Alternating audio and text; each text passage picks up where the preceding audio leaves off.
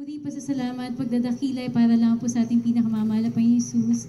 Amen. At ako po ay nagpapabot ng dobleng pag-alam po sa ating beloved Pastor Will de Sada Almeda. At pag-alaala rin po sa mga turot aral po na ating beloved Assistant Pastor Dina C. Almeda at sa inyong lahat po mga minamahal. Magandang umaga po. Almost 8 years ago na po, nung first time po ako nakadalo sa ating mananagawain dun po sa Candelaria, Quezon Province po. Yung pagdalo ko po, para lamang po makisama sa beloved relatives po ng beloved husband ko. Tumakbo po yun ng almost 6 years, mga minamahal. Sa isang taon po, makakadalo po ako mga 4 hanggang 5 beses. Hindi po siya consistent, pero habang dumadala po ako, nung time po kasi na yun, kasalukuyan din po ako naglilingkod sa Kinagisang Reliyon bilang isang lector. Sa tuwing misa po, ang tungkulin ko po magbasa po ng salita ng Diyos during po sa Mass. So, nung mga time po na yun, bagamat dumadalo po ako, pero hindi po buong-buo yung loob ko sa pagdalo para lamang po talaga makisama sa mga nag-i-invite po sa akin. Pero, alam niyo mga minamahal, tumakbo po ng almost 6 years, nagkaroon po ako ng desire na hindi na po ako napipilitan. Gusto ko na po talaga dumalo. Pero sa kabila po nun, sobrang daming tanong. Bakit kailangan mahabang buhok? Bakit kailangan mahaba yung palda? Paano pong nangyari na ang beloved pastor ay huling propeta sa huling kapanahunan? Napakarami po talagang tanong.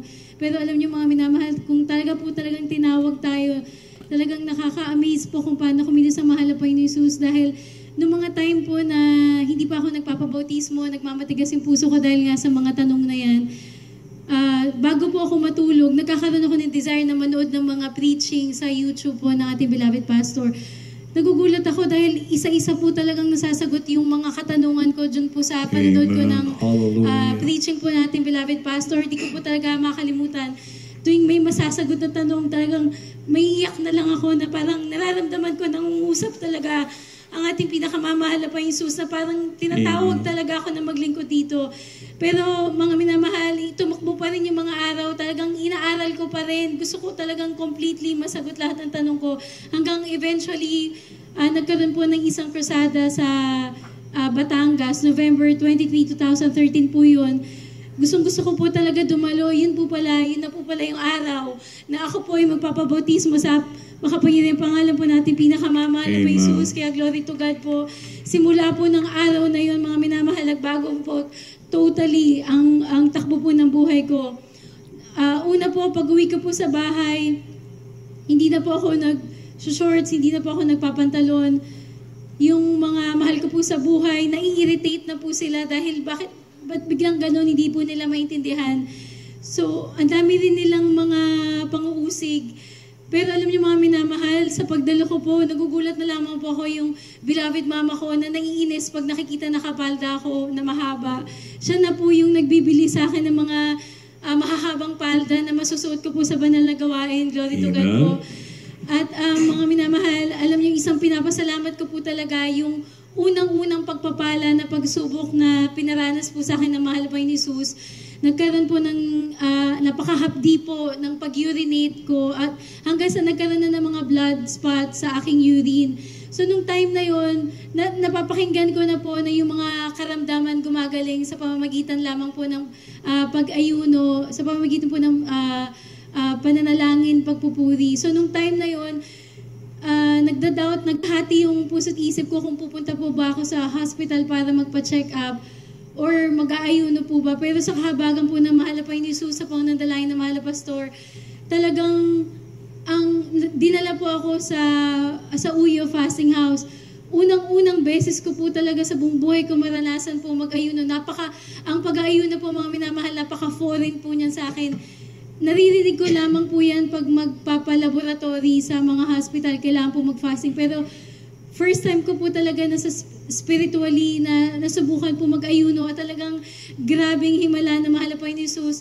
After 3 days po ng pag-fasting, as in totally po, nawala po yung blood po sa aking urine. Parang wala po talaga nangyari. Pati po yung hapdi na nararamdaman ko sa pag-urinate, talagang zero, nawala po talaga lahat. Imagine yung mga minamahal years na po yan, hindi man lang naman po ako nagpa-check up sa doktor, pero talagang complete healing po pinagkaloob natin, pinakamamahal po. Praise the Lord.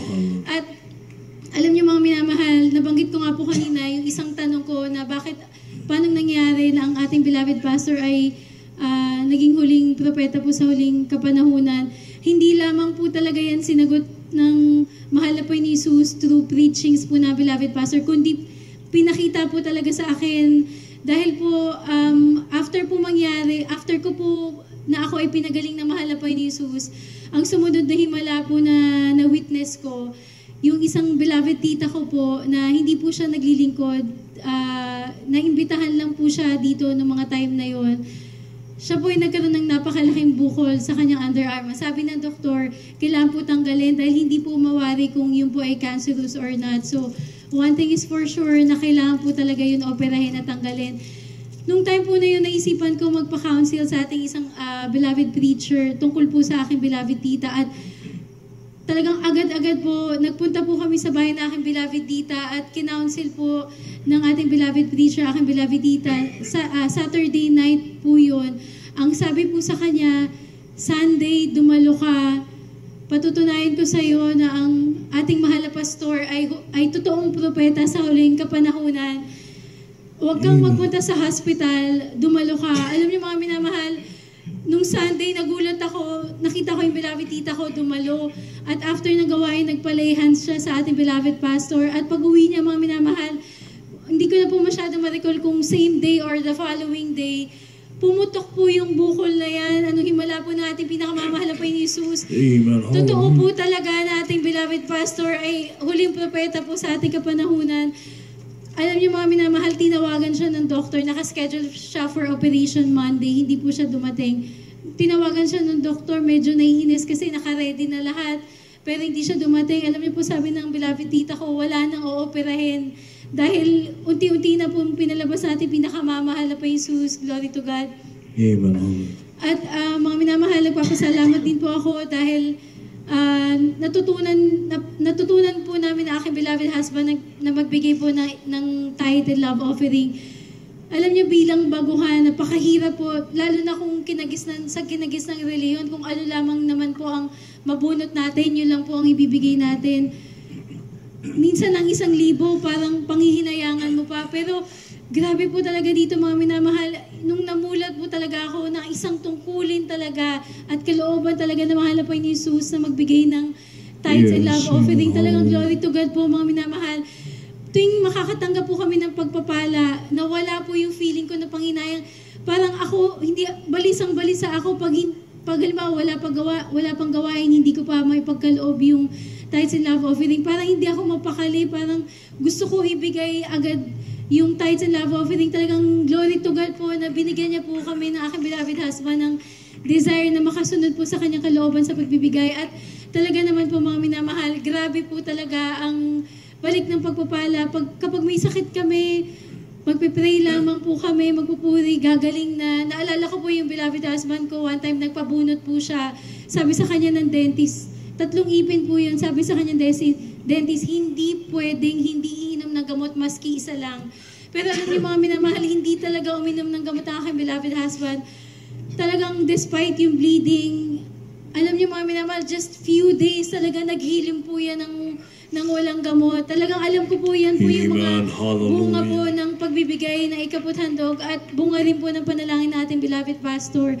At alam niyo mga minamahal, recent lamang po, talagang salamat sa mahal na po ni Jesus. Dati po, nakiki-shop lang po kami sa tailoring shop po na aking beloved mama. Pero nagpray talaga kami ng aking beloved husband. Gustong-gusto talaga namin magkaroon ng sariling shop na amin talaga, na may sarili talaga kami mga tailors. Itong month lamang po talagang pinagkaloob po yan natin, pinakamamahal na po Jesus. Amen. Talagang alam ko po mga minamahal, kung kami po hindi natuto magbigay, wala po talaga yung mga pagpapala na yan. At pinapasalamat ko din po sa ating pinakamamahal na po Jesus ang pag-iingat po niya. Alam niyo mga minamahal, ako po napaka-clumsy ko po na tao. Mabilis ako makabasag, mabilis po ako makasira. Nung time po na natuto ako mag-drive, nangangamba po talaga ako na very prone ako sa accident. Pero alam niyo mga minamahal, palagi pong muntik. Laging muntik mabunggo, muntik masagi. Pero sa kabagan po natin, pinakamamahal na po Jesus. Sa 2 years po na nag-drive ako, talagang sa 2 years po na nagkaroon ako ng driver's license, hindi po talaga ako pinabayaan na mahal po Jesus. Mayroon lamang po mga minamahal. Can you imagine po? Nag-drive po ako, hindi ko po namamalayan. Tanggal na po pala yung tornilyo ng gulong. Naririnig ko lang po yung kakaibang sound na parang may makakala sa sasakyan. Pero naalala ko, kabadong-kabada po ako noon dahil parang may very unusual sound na feeling ko ikakapahama ko. Pero sinunod ko po yung turot aral po natin, beloved pastor, na kapag ganung nangangamba ka, magpuri ka, manalangin ka. So nung time na yun po yung ginawa ko, kabadong-kabado po ako, pero talaga nagpuri ako habang nagdadrive. Would you imagine, mga minamahal, in a span of 1 hour, tanggal na po pala yung tornilyo ng isang gulong at yung ibang tornilyo, napaka-luwag kaya ng tanggalin ng kamay. Pero paano nangyari na sa loob ng isang oras, nakauwi po ako sa bahay ng maluwalhati. Alam ko po talaga mga minamahal. May mga anghel po na nagbabantay po sa ating araw at gabi dahil bunga po ng panalangin natin, beloved pastor. At bunga rin po talaga ng ating pagbibigay ng ikaputhandog. At pinapasalamat ko rin po mga minamahal dahil ang prayer po talaga namin, aking beloved husband, unti-unti pong masave ang aming mga minamahal na family, ang aming mga magulang, mga kapatid. Dahil ako po ngayon sa immediate family ko, ako lamang po ang naglilingkod sa ating pinakamamahal na Jesus. Kaya ganun na lamang po ang pasasalamat ko sa mahal na Jesus. Early this year, ang aking beloved mother-in-law, na-save na rin po. Praise the Lord. Hallelujah. Kasama na rin namin po na naglilingkod sa ating pinakamamahal na Jesus. At ako po talaga umaasa, buong po yung pag-asa ko na sa pangunang dalangin ng mahal na pastor, alam ko po, isa-isa pong masisave ang aking mga mahal sa buhay. Yes. Bago po magbalik ating pinakamamahal na Jesus. At pinapasalamatan ko po lahat ng mga pagpapala po na hindi ko po, kung isa-isahin ko po mga minamahal, talagang kulang po itong magdamag. Kaya pinapasalamatan ko po lahat ng pagpapalang pisikal, pagpapalang material, higit po sa spiritual. Kahit ang pinakamataas sa pupuri, pasasalamat, pagdadakila, ay para lang po sa ating pinakamamahal na po ni Jesus. Amen. Praise the Lord. God bless you mga kapatid sa